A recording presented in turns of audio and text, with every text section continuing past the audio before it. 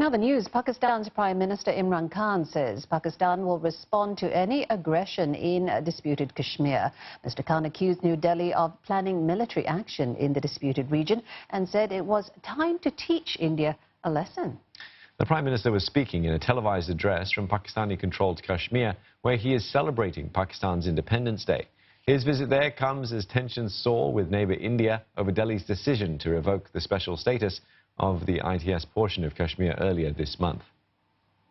And Pakistan says India's Independence Day, which takes place tomorrow, will be observed as Black Day. Government buildings in Pakistan will be flown at half-mast tomorrow to protest India's decision.